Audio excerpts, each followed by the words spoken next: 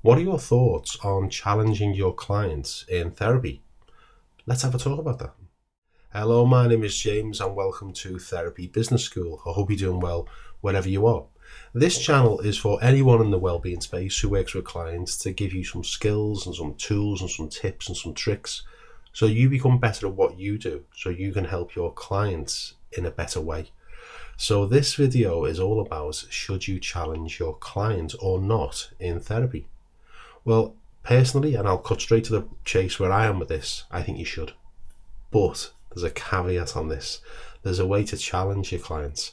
And this is why I think you should. Your client may be saying something that you may not agree with, or it might be doubtful. And it's not about imposing your belief system on the client. I'm just putting that out there right now. It's about probing and exploring and seeing where your client's at with certain things. All right. So I'm going to talk about a guy called Noam Chomsky. Noam Chomsky he's an intellectual and he's now 94 years of age. And he was big on language patterns, and language patterns are huge because you're listening to what you're saying and your clients are listening to what they're saying. Now, if they're saying something that is potentially incorrect, if they say it enough, they could start to buy into it and believe it as factual as opposed to a possibility or a probability. It can be all different things. So an example for this could be if a client says, yeah, I'm going to try that. Or maybe you've said, yeah, I'm going to try that. How definite is that statement that you've just made? I'm going to try that. Or yeah, I'll get round to that. Is that very definite, would you say? I'd suggest it's not. It's not very definite at all. So try this for yourself. I want you to say something out loud to yourself. So make sure no one's around you so you don't look like you're talking to yourself, all right? So I want you to think of something that you want to do, all right?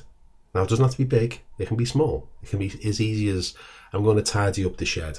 I'm going to wash the dishes. I'm going to iron my clothes. It can be anything, all right? So if you've got something in mind, hopefully by now, that you want to do, okay? Now, I want you to hear yourself say two different statements. I want you to hear yourself. The first statement is, yeah, I'm going to get round to that. And just notice how that feels. So do that now. Okay. And then the second statement, say, I'm starting that today. Notice how that feels. Now, when you think about that and think about how you felt hearing yourself say it, which one sounded more definite? I'd like to suggest it was the second one that sounded more definite to you. So if a client is saying something and they're saying, yeah, I should get round to that, I need to do that, yeah, I'll try that. These are all little things that you can gently challenge on. And you can make this quite humorous. There's an old quote, if you can call it a quote, that Yoda says to Luke Skywalker in one of the Star Wars films. And in it, Yoda is trying to train Luke Skywalker to be a Jedi and improve his Jedi powers. And one of the tasks is there's like a spaceship in a bog, and Luke Skywalker's trying to lift it using the power of the Force. Stay with me on this one, it'll make sense, all right? So as he's trying to do it, Luke is finding it incredibly difficult. And he says, it's too big. And Yoda says, no, it's not too big. It just is. So do it again. And Luke says, okay, I'll try. At which point Yoda says, no, there is no try, do or not do. Okay? So you can make a bit of a joke out of this. And I do it with my own clients. If a client says, yeah, I'll try and do that, I say, oh no, well, I wouldn't suggest that. And I make it very light-hearted. And over a series of sessions, if my clients then hear themselves in session say, I need to try that, they quickly realise what they've just said because they've just heard it. All right? So the challenges can be really informative and really educational. So let's talk about a few different kinds of challenges or scenarios and a little bit of the science behind that. All right? I'm going to work on a little bit of NLP, a little bit of Noam Chomsky and his linguistic patterns, and I'm going to contradict myself. Try these out for size and see what you think. So let's get into it. Now listen out for one that the science is calling a complex equivalent. And what that means is that A equals B. Now, that's not always the case. So an example of this could be, yeah, but when he says that, he really means this. Well, does he? In this kind of scenario, does he always mean that? Or, my boss says do this, but they really mean that. Do they? Is that an A equals B kind of scenario or a complex equivalent? So listen out for that. And the way you can challenge on this kind of thing is, when you said that when he looks a certain way and it means this, or when he says a certain thing and it means this, what makes you say that? Is that, and you could even challenge, is that a guess? What do you think? So you're doing gentle challenges just to make them pause in mid train of thought to think, well, actually, it may not mean that. It doesn't necessarily mean that.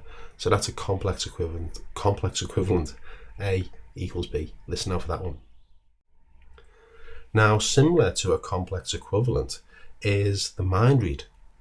Now, this is another one that you might hear clients say, and maybe you even say these things yourself. So you make yourself your own subject on this. I would really encourage this, because then you're walking the walk yourself before you talk the talk. Now, mind reading. Oh, I know exactly what he's thinking. I know exactly what she's thinking. I know exactly what they're going to say. Well, that's mind reading. So again, you can gently challenge. How do you know that is exactly what they're thinking? Well, what makes you think that they're going to say that? What makes you think that they're thinking that? How do you know that they're thinking that? Is it a possibility? So you're not coming out with a direct, forceful challenge. You're wrong to think that, because that's not your place, of course, to do. You're just probing the information that a client's given you and seeing where they're at with it, and are there chinks in the armour. All right. So that's mind reading. Another one that you might hear clients say is called a Universal Quantifier. Now, ignore the fancy names. What that really means is it's an always kind of statement. Oh, I always get it wrong. They are always late. They never do this. Okay? So if a client is saying that, if someone says, I always get it wrong, I always get it wrong.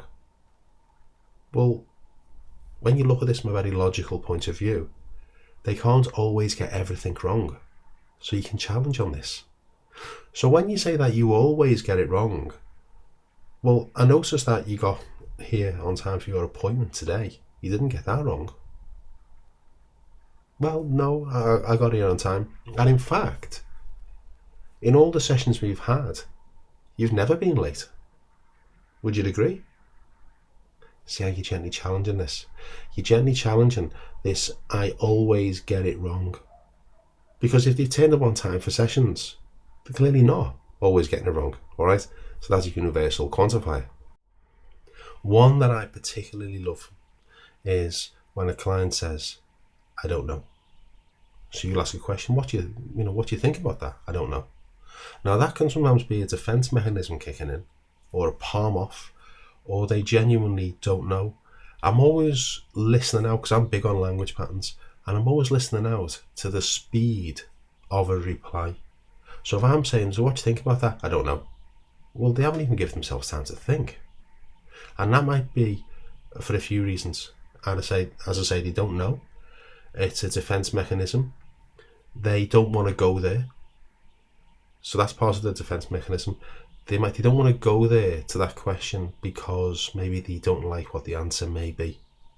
All right. So here's one that I love, and I got this from the guy who trained me to be a hypnotherapist. And I use it all the time because it happens all the time. And it's when you ask a question like, what do you think about that? And the client says, I don't know. Come back with, but if you did know, and go quiet. All right. So what do you think about that? I don't know. But if you did know, but I don't know. I know you don't know, but if you did know, what would you know? And go quiet. It works like a charm. Truly, it works like a charm. And the client, because they've given themselves a chance, because you've gently challenged them this way, they come up with answers that they didn't have before, just because you've stuck with it a bit longer. Because maybe they've come across situations in the past and their automatic reaction is, I don't know, move on, something else. And then something else happens, I don't know, and they move on. Well, all these don't knows begin to add up. So when you give the client a chance to just stay with that a little bit. So, what do you think about that? I don't know. But if you did know, or let's say a client doesn't know what to do. There's a situation going on in their life and I just don't know what to do. But if you did know what to do, what would that be? And be really gentle with the delivery. There's nothing forceful about this. You're not getting in the face, you're not raising your voice. You're leading and keeping it really calm as you're gently exploring these statements that a client may be making. This is wonderful stuff. I love language patterns. I'm really big on it, especially because we listen to what we say. And if you're saying, I'm saying you as in you, not your client, if you're saying a negative thing to yourself often enough, you're going to start buying into it. So now we're moving over into the world of life coaching, I guess, because I work with clients in that area too. Language is so important. The external language and the internal language. And you can be a little bridge to explore what's going on. Alright? So I hope you liked this episode of Therapy Business School. I will see you on the next one. The next one I want to be talking about, should you take notes or not in therapy sessions? So to watch that episode, please make sure you do the like, the subscribe and ring the bell for notifications. That way you get notified every time I release a new video. Now I know I say this on a lot of my videos and I say it for a reason and I want to be completely transparent with you. It helps the channel out. It tells YouTube that this content is worthy or worthwhile of sharing to other people, and it will suggest it to others as well. Now if you find this kind of stuff helpful, feel free to share it with your contemporaries, whether you're a student or whether you're qualified. Let's all just raise our game, because if we raise our game, our clients get better results, and that can only be a good thing. Alright, so I'll see you on the next episode. This is James from Therapy Business School. Bye bye.